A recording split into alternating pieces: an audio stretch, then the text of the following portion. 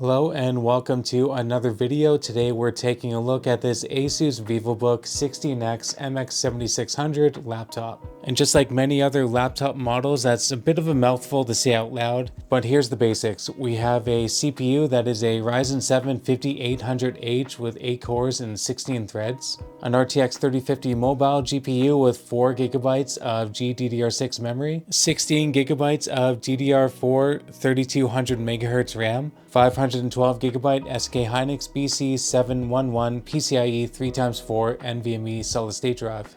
And on top of that, we have the benefit of a Wi-Fi 6 M.2 card with Bluetooth 5.1.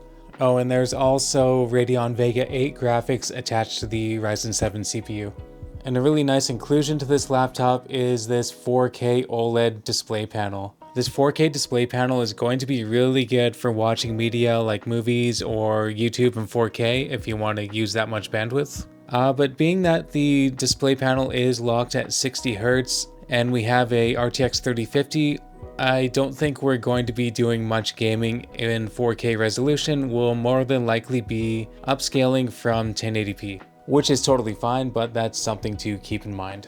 Honestly, the panel does look really good though.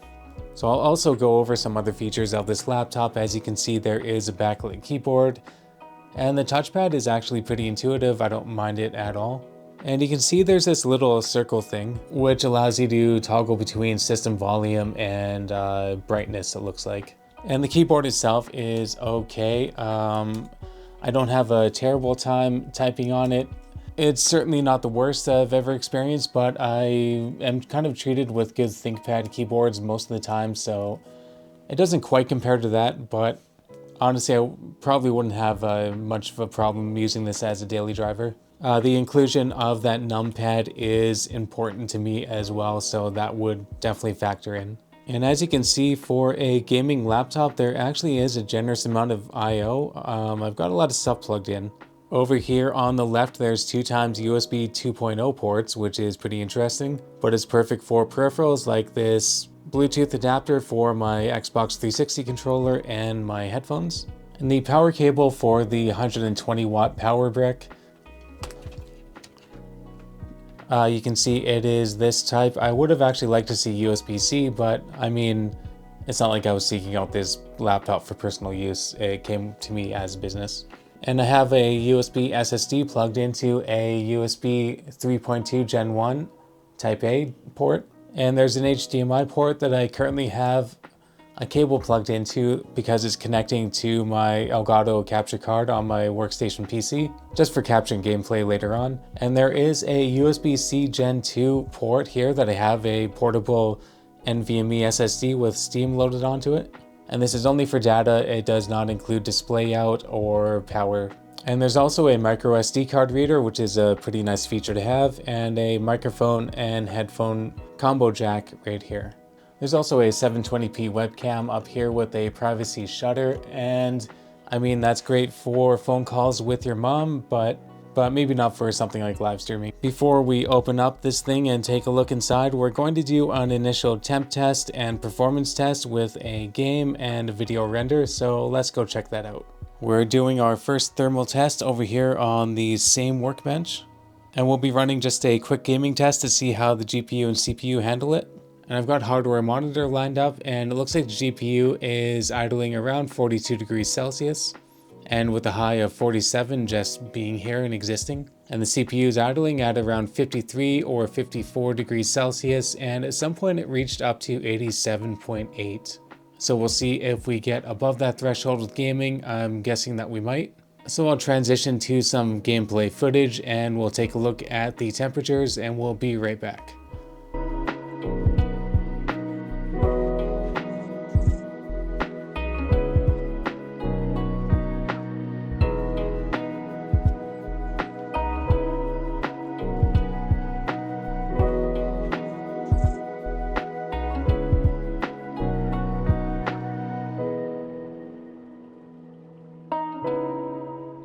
Alright, that gaming test is complete, and we actually only reached a peak heat of 73.2 degrees Celsius, which is actually pretty good. And for the CPU, the peak heat was 88.8 degrees Celsius.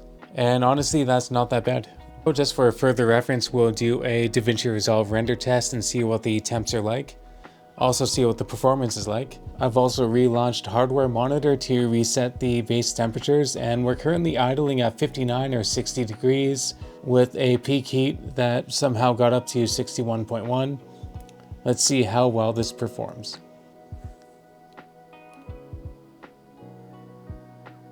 The render is complete, and that took a little bit longer than what I was expecting, 9 minutes and 56 seconds. See here, if you follow the cursor, we got up to a peak heat of 93 degrees Celsius. I'm not really too worried about that temperature, but I am interested to see what kind of performance edge we can get if we apply a thermal phase change pad. And I have some Thermalright Helios V2. Maybe it'll make a difference, maybe it won't, but I'm kind of interested in trying it out, so let's get to that. Flipped over, and to remove the screws on the bottom, you do need a Torx bit, so keep that in mind. You need a fairly small Torx bit, and unfortunately I don't have the proper size as my iFixit kit is a little bit mixed up, so sorry, but if you do have a kit like this, then you definitely have the right Torx bit. So there's 11 screws, which I'm highlighting right now, and I'll start by removing those. And now, using something like this iFixit tool or a plastic guitar pick, we'll score along the bottom of the palm rest and release the bottom lid.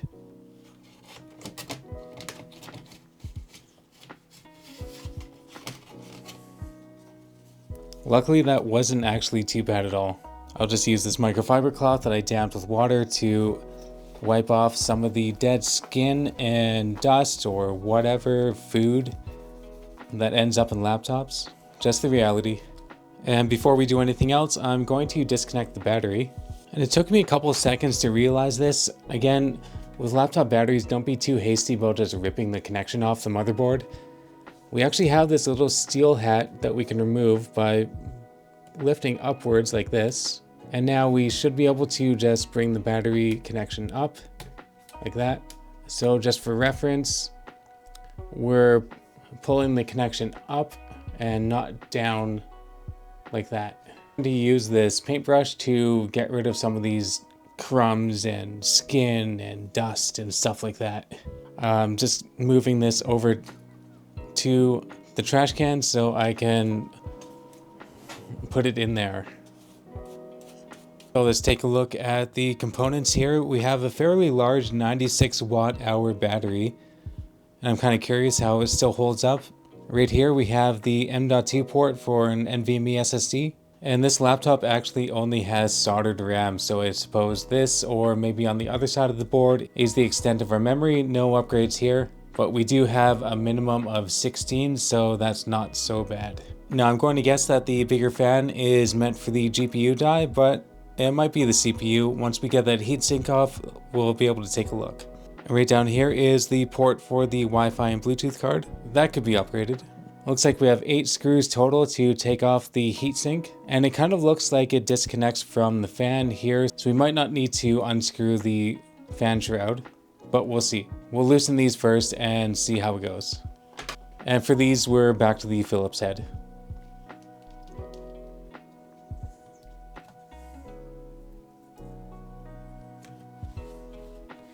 Alright, so my prediction is true. The NVIDIA GPU is on the right and the CPU is on the left. These pads on the VRAM are looking a little worse for wear, but they do complete themselves on the heatsink, so I think I'm going to leave that, and we'll see what the temps are like and also what the performance is like. If we need to revisit that, then we will.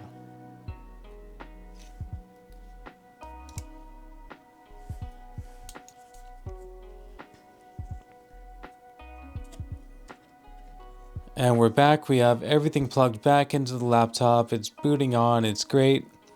I'm just waiting for an update for Dead by Daylight, and then we'll test the temps again, and we'll see where we're at.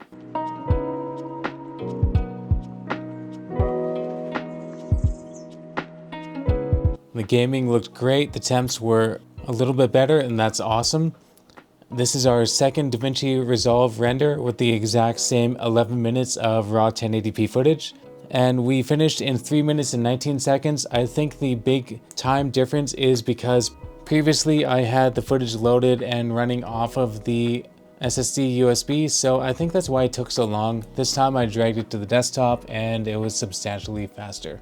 And what's even better is the temperatures. We're seeing a peak heat of 88.9 degrees Celsius while running the render, and that is definitely lower than before. I think I'll consider the thermal phase change pads a success. So I'd like to thank you for checking out my video on this laptop. I think I'll segue into some more gaming footage and we'll end it there. If you have any additional questions or feedback or experience of your own with this laptop, leave a comment below. And of course, have a great day.